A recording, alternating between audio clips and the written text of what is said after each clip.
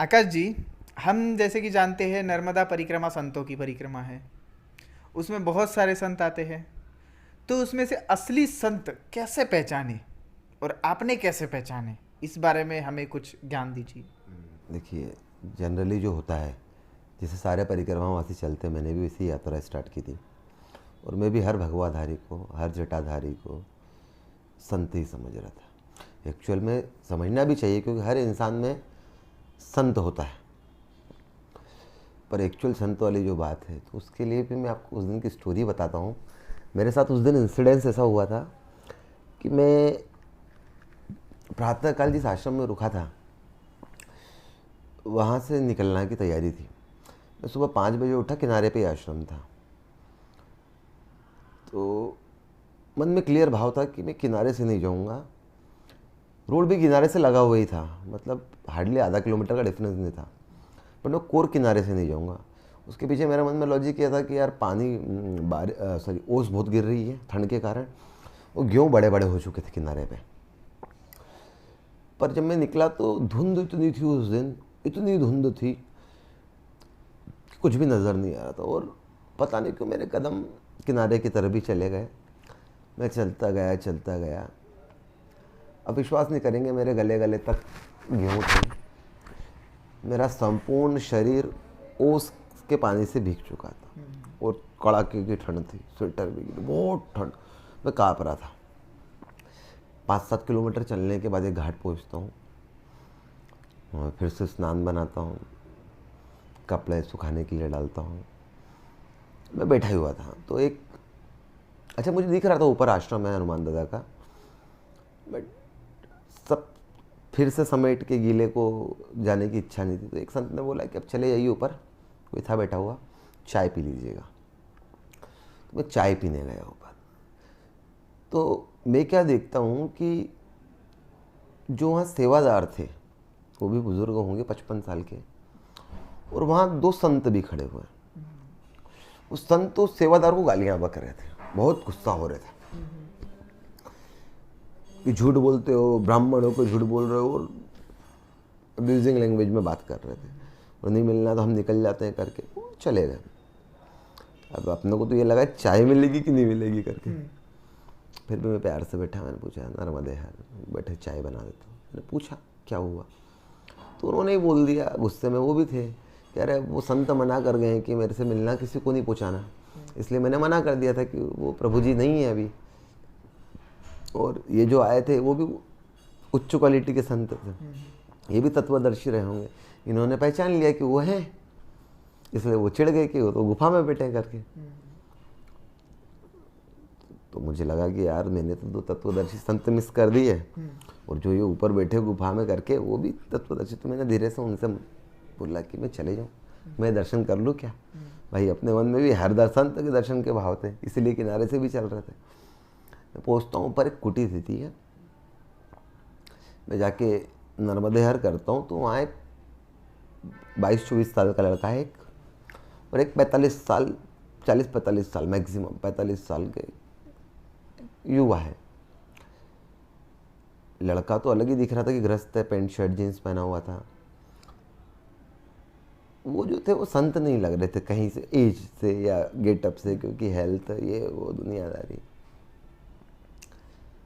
युवा ही लग रहे थे। तो नर्मदेहर हुआ, उन्होंने बोला चाय पियोगे, मैंने कहा नहीं चाय पी रखी। 5 मिनट बैठा रहा, कुछ थोड़ी बहुत बातचीत हुई। फिर मैंने उस लड़के से धीरे से इशारे से बोला संत कहाँ है। उन्होंने इशारा किया यही है करके। ठीक है, एक्चुअल में थे वो भी तत्वदर्शी।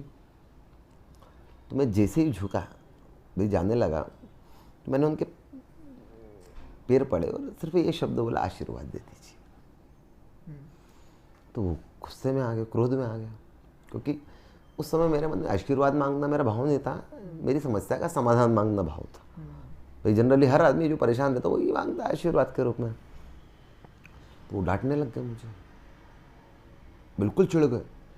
ऐसे कोई आशीर्वाद मिलता है क्या फ्री में, तप करनी पड़ती है, सेवा करनी पड़ती है। 17 साल से परिवार छोड़ के बैठा हूँ, 12 साल से नर्मदा खंड में बैठा हूँ, तप कर रहा हूँ, तब जाके कुछ पाया है। और वो भी अगर बांट दूंगा तो कैसे काम चलेगा। और तुम जो परिक्रमा कर रहे हो उससे तो सब कुछ हासिल हो सकता है। फिर उन्होंने बोला नहीं बोला, एक शब्द बोला, हर जटाधारी ने भगवे पे पाँव झुकाएगा, सर झुकाएगा तो कभी ज़िंदगी में कुछ पा नहीं पाएगा। तो संत पहचानना सीख, अपनी आंखों से संत पहचानना सीख। प्रभु जी अब संत कैसे पहचानूंगा मैं? भाई मेरे लिए तो हर आदमी संत है, जैसे कि बोला गया है कि हर जीव में ईश्वर का वास है। तो बोले संतों की 3 पहचान, अगर 3 लक्षण है संतों में तो वो संत है, वरना संत नहीं। एक तो संत मिलेगा आपको बिल्कुल एक हड्डी जिसको बोल सकते हैं, शरीर पे बिल्कुल मांस नहीं रहे, क्योंकि वो पूरी तरीके से इंद्रिय कंट्रोल कर चुका होता। तो अगर शरीर पे मांस दिख भी रहा है तो मान लीजिएगा कि संत अभी पूर्ण रूपेण संत नहीं बने हैं, क्योंकि संतों को तो ईश्वर तुल्य माना गया है। दूसरी उन्होंने बताई कि संत पागल होता है, जो पागल दिखे वो संत है, जो ज्ञानी दिखे वो संत नहीं है। ज्ञान तो 4 किताब यूट्यूब पढ़ के भी पाया जा सकता है, अध्यात्म का ज्ञान किताबों से हासिल नहीं होता है। वो तीसरी विशेषता दिखाई उन्होंने बताई, वो मौन रहेंगे, वो चुप रहेंगे, वो कुछ,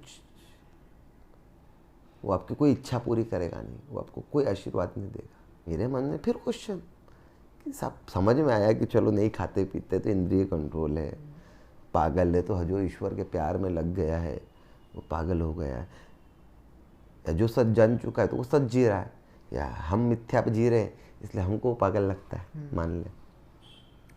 बट तीसरी बात कि यार वो आशीर्वाद क्यों नहीं देगा मुझे, भाई वो मेरा भला क्यों नहीं करेगा? तो बोले ईश्वर सिर्फ आपको मार्गदर्शित करेगा, संत आपको सिर्फ सही मार्गदर्शन देगा, सही रास्ता बताएगा, चलना आपको। तो मैंने कहा फिर वो क्या मतलब रहा, मतलब संत के पास जाने का, मेरी तकलीफ नहीं दूर कर पाए। बहुत सारे लोग मिलते जो बांटते रहते, तो उन्होंने फिर बहुत अच्छा उदाहरण दिया। बोले आप पहली बार आए मेरे पास, समझ लीजिए उल्टा कर देते कि ये आपका आश्रम है, मैं पहली बार आया आपके पास, आपके घर में बैठे हुए और मैं मिलने आया हूँ पहली बार आपके पास। आपके अकाउंट में कितने पैसे हैं? मैंने जो भी अमाउंट बोला उनको, वो आए ऐसा इशारा करते, बाबा जी मैं हाथ जोड़ता हूँ, पैर पड़ता हूँ, दंडवत करता हूँ, नाक रगड़ता हूँ, लाओ 5,000 दे दो, लाओ 2,000 दे दो, लाओ 1,000 दे दो। तो अब दोगे क्या? मैं शांत था, दोगे क्या आप? नहीं।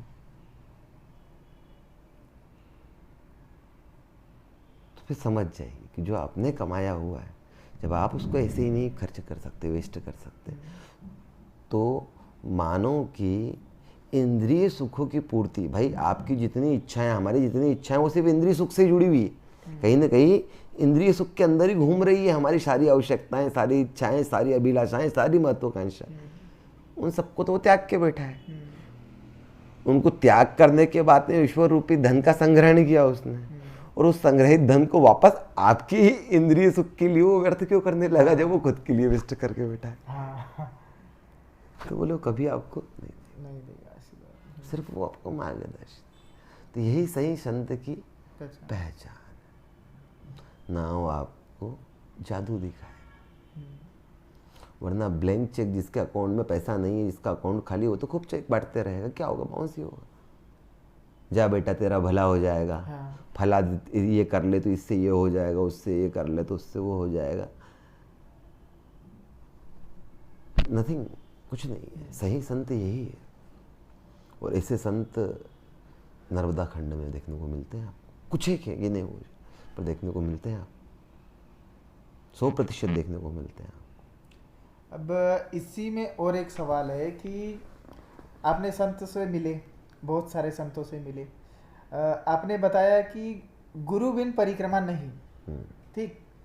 तो आपको गुरु, जहाँ तक आपने मुझे बताया कि आपको गुरु परिक्रमा में ही मिले, तो कैसे मिले और गुरु बिन परिक्रमा क्यों नहीं, ये श्रोताओं को बताइए। देखिए, हमारे सनातन में एक वो श्लोक चलता है, गुरुर ब्रह्मा गुरुर विष्णु गुरुर्देवो महेश्वरा गुरु साक्षात पर ब्रह्म तस्मै श्री गुरु। अब पहले तो हम गुरु समझ ले, जब हम आध्यात्मिक इंटेलेक्चुअल लेवल पे जब गुरु की ओर जब मूव कर रहे हैं, देखने की कोशिश कर रहे हैं, तो वो अभी हमारे आसपास जो हमारी स्कूलिंग में ये जो भी गुरु मिले हैं वो गुरु से अलग की बात कर रहे हैं। गुरु के बिना परिक्रमा क्यों नहीं? क्योंकि जब गुरुमुखी नहीं होते हो तो आप मनमुखी होते हो। मन का स्वभाव है चंचलता, और जब चंचलता में वश वो भटकता रहता है इधर उधर, तो आप लक्ष्य तक नहीं पा सकते। और जब गुरुमुखी हो जाते हो तो आपको एक टारगेट मिलता है। जैसा कि परिक्रमा के लिए एक बोला जाता है कि बिना गुरु आपका आधा पुण्य तो देवता ले जा रहे हैं, आपके पास तो आधा ही बच रहा है। तो आधा पुण्य देवता ले जा रहे हैं का मीनिंग ही यही है कि आधी यात्रा में तो आप इंद्रिय सुख के बारे में ही सोचने में उलझ के रह जा रहे हैं। अगर आपके पास गुरु नहीं है और आपको इस यात्रा के लिए उसने मार्गदर्शित नहीं किया, तो आप तो इंद्रिय सुख में उलझे हुए हैं। कैसे अच्छा सोने को मिलेगा, कैसे अच्छा खाने को मिलेगा, कैसे शॉर्टकट मिल जाए, कैसे बिना प्रॉब्लम के रास्ता मिल जाए, कैसे जल्दी ख़त्म हो जाए, इसी में उलझ के रह जाएंगे। जो भजन का समय है, जो मनन का समय है, जो चिंतन का समय है, जो मेडिटेशन का समय है, वो इन सब में ना लग के किस में उलझ के रह जाएगा? आपके इंद्रिय विलाप में। गुरु होता है जो आपको, अगर गुरु को संधि विच्छेद करे जाए, गु और रु, गु मतलब अंधकार, रु मतलब प्रकाश, तो जो आपको अंधकार से प्रकाश की ओर ले जाएगा वही आपका गुरु बन जाएगा। गुरु आपको सही दर से मार्गदर्शित करेगा कि इस यात्रा में आपको आखिर करना क्या है। जैसा कि बोला जाता है कि इस यात्रा में दो लोगों के बिना यात्रा नहीं हो सकती, एक तो परिक्रमावासी और दूसरा सेवादार। अगर सेवादार ना हो तो परिक्रमावासी कुछ नहीं कर सकता, और अगर परिक्रमावासी नहीं है तो सेवादार कैसे करेगा? तो एक परिक्रमावासी को दोनों ही जिम्मेदारी निभानी है, आज नहीं तो कल। अगर उसने आज परिक्रमा करी है तो कल उसे सेवा करनी है, और अगर आज सेवा करी तो उसको परिक्रमा मिल जाएगा, फल मिल जाएगा उसको। तो जो सेवा का भाव है वो गुरु ही जागृत कराता है। अगर हमने किसी के लिए चाय पी है, किसी से चाय पी है, तो हमको उसका मूल्य चुकाना पड़ेगा। तो हमें गुरु ही मार्गदर्शित करता है कि आप जब इस यात्रा पे निकले हैं कुछ अर्जित करने के लिए, और इस यात्रा में इस व्यक्ति ने आपकी चाय के रूप में मदद करी है, तो कहीं ना कहीं जो आप अर्जित कर रहे हो उसमें इसका हक भी बन चुका है। तो गुरु आपको बताता है कि नहीं साहब, इस यात्रा में जो कर रहे हो आप अपने आप के लिए नहीं करते जाते हो, वो आप सबके लिए थोड़ा थोड़ा हिस्सा निकाल के उसको उसका हिस्सा देते जाते हो। तो वो सही ढंग से आपको आत्मज्ञान की ओर ले जाएगा, क्योंकि ये यात्रा बाहर की यात्रा के साथ साथ अंदर की यात्रा भी है। जैसे जैसे इंद्रिय सुख मरने लगता है तो इसके दो फायदे मिलते हैं। एक तो आपकी यात्रा बड़ी आसान हो जाती है, आपने भी देखा है, जब चाहते कम होती जाती तो बड़ा आसान हो जाता है, और जब चाहते बढ़ने लगती तो तकलीफ़ें बढ़ने लगती है। तो वैसे गुरु आपकी मदद कर देता है कि गुरु आपको पहले ही दिन बता देगा कि साहब चाय पीना है, तो से फ़र्ज़ कर लो चाय की कीमत 5 रुपये है, तो आपको 5 रुपये के बदले 5 रुपये देना पड़ेंगे। भाई किसी ने चाय पी ली तो उसको 5 रुपये देना है, बाजार ने सेट कर दिया। इसे गुरु आपको पैरामीटर सेट करके बताएगा कि अगर आपको किसी ने भोजन दिया है तो आपको कितने जाप या कितने समय उस व्यक्ति को अपने दिल दिमाग अस्तित्व में रखना है कि मैं इसके लिए पुण्य जो कमा रहा हूँ उसको दे पाऊँ। भाई आप उसको पैसा तो देते नहीं हो, तो आप उसको कमाए हुए पुण्य को ही दे पाएंगे। अब पुण्य कमाएंगे कब? जब आपके मन में भाव आएगा कि उसने आपकी सेवा करी। कई परिक्रमावासियों को देखता हूँ मैं, वो आश्रमों पे चिढ़ते हैं, झल्लाते हैं, अरे ये नहीं है, अरे वो नहीं है, ये सुविधा नहीं, वो सुविधा नहीं, आश्रम में ऐसा होना चाहिए, आश्रम में होना चाहिए, ऐसा होना चाहिए, आश्रम में बहुत सारी चीज़ें चलती। अभी वो उलझने क्यों है? क्योंकि आप मनमुखी हो, आप इंद्रिय सुख में उलझो। और गुरु भी फिर वो गुरु नहीं जो आपको कहीं भी मिल जाते हैं। गुरु जैसे बोला जाता है कि जोड़ा ऊपर से बन के आता है, जैसे गुरु भी आपके ऊपर से ही बने हुए हैं। गुरु शिष्य। बस ये है कि आपको उस शिद्दत से उनको तलाशना है। आप जब अंदर उस शिद्दत से उनको तलाशते हैं तो आपको प्रकट हो जाते हैं आपके साथ। आपको किसी न किसी जन्म में आपको मिलेंगे गुरु आपके, बट जब उस शिद्दत से आप चाहते हैं तो चाहते भी आपकी है। गुरु आपको इसीलिए पाना है जो आपको सही मार्गदर्शित कर पाए। तो गुरु आपको वो सारा ज्ञान देता है जिससे कि आप इस यात्रा को संपूर्ण लाभ उठा पाए। गुरु ही आपको पहले दिन, आपने देखा होगा जनरली आज हम जाते हैं ओंकार जी पे पूजा के लिए, पंडित जी आते हैं, पूजा कराते हैं, 5-10 मिनट में पूजा होती चले जाते हैं। क्या करना और क्या नहीं करना आजकल बता रहे हैं क्या? नहीं, कोई भी पंडित जी लोग, कोई भी, मैं किसी को ब्लेम नहीं कर रहा हूँ, पर नहीं बता रहे हैं अपना काम। हाँ, हर इंसान इस चीज़ में लगा हुआ है कि मैं क्या पैकिंग करूँ, क्या नहीं पैकिंग करूँ, क्या रखूँ, क्या नहीं रखूँ, बट ये जानना नहीं चाह रहा कि इस धर्म की यात्रा में मेरे साथ क्या लेके चलना है, क्या नहीं लेके चलना। तो ये जो यात्रा के अंदर आपको आपके साथ क्या रखना और क्या नहीं रखना, ये आपके गुरु ही बताएंगे। और जब आपको पहले ही दिन ज्ञान होता है कि आपको क्या करना और क्या नहीं करना, तो आपकी यात्रा और ज़्यादा आनंददायी होती लगती है, और ज़्यादा आनंददायी होने लगती है। और धीरे धीरे धीरे धीरे एक समय आता है जब वो आप अपने तत्व को पा लिए होते। तो बिना गुरु की इसलिए यात्रा का मना किया जाता है। इंद्रिय जो देवता सुख ले जाएंगे, वही कहने का मतलब यही है कि हमारी इंद्रियां ही सुख, इंद्रियों के सुख में ही हम वर्जित रह जाएंगे। आधे टाइम तो हम उसी में वर्जित रहते हैं, परेशान रहते हैं, उसी में उलझे रहते, सोते ही हैं हम लोग भाई 5-7 घंटे, तो 8 घंटे तो हम सो ही रहे हैं। तो 8 घंटा तो हमारा एक तो इंद्रिय सुख ले ही रहा है, बट वो ज़रूरी है, उसके लिए तो हम कुछ कर नहीं सकते। पर बाकी जो समय है हमारे पास, उसमें भी अगर हम खाना पीना, सोना, आराम, कंफर्ट में उलझ के रह जाएंगे तो फिर हमको एक्चुअल उस तत्व का एहसास कैसे मिलेगा? तो ऑलमोस्ट ये संत पहचानने की एक हाँ, आपको संत मैं सभी को ये बोलूँगा जो भी परिक्रमावासी चल रहे हैं सबसे, और मुझे तो उसका बेनिफिट मिला, क्योंकि फिर उसके बाद मैंने सिर्फ भगवा में या हाँ। जटाधारी में या तिलकधारी में संत नहीं ढूंढा। फिर मुझे समझ में आया पैंट शर्टधारी भी संत होता है।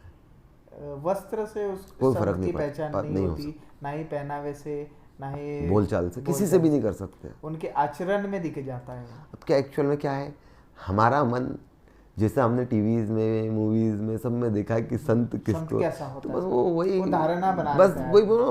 हम शुरुआत से इसी बात पे बात करें कि हम धारणा पे चलते हैं। जब प्रेरणाओं पे चलने लगते हैं तो जिंदगी बदल जाती है। ईश्वर की प्रेरणा पे जिसने चलना चाहा है और जो चला है उसकी जिंदगी बदल गई है।